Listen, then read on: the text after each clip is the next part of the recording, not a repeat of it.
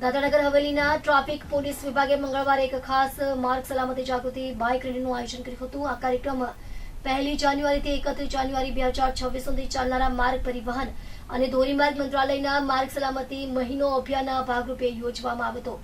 SP Shri Sachin કુમારે રેલીને લીલી ઝંડી આપી હતી। ટ્રાફિક પોલીસ સહિત પોલીસ વિભાગના અનેક અધિકારીઓ અને કર્મચારીઓ રેલીમાં ભાગ લીધો હતો। રેલી દરમિયાન બધા પોલીસ અધિકારીઓ હેલ્મેટ પહેરીને મોટરસાયકલ ચલાવતા હતા।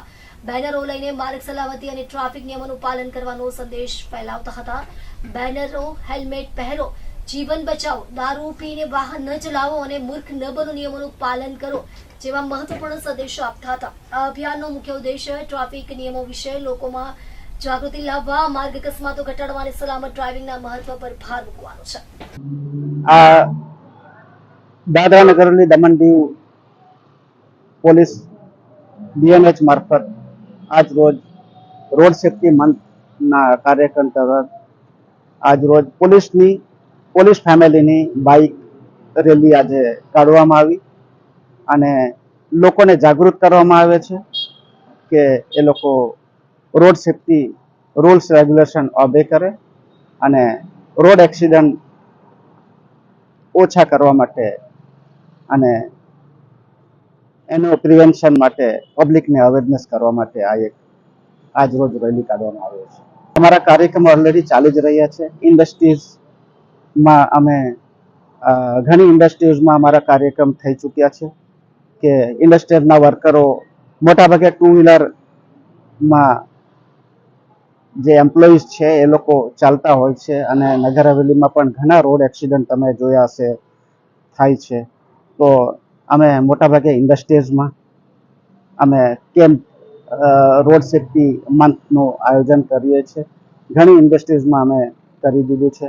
બીજું અમે સ્કૂલ લેવલ પર બી સ્કૂલના સ્ટુડન્ટ્સ લોકોની બી અમે રેલી કાઢવાના છે, જે અમારો નેક્સ્ટ પ્રોગ્રામ હશે અને પબ્લિકને પણ અવેરનેસ કરીએ છીએ અમે કે જેથી દાદરાનગર હવેલી દમણ દીવમાં ઓછામાં ઓછા રોડ એક્સિડન્ટ થાય અથવા તેનાથી બચાવ થઈ શકે।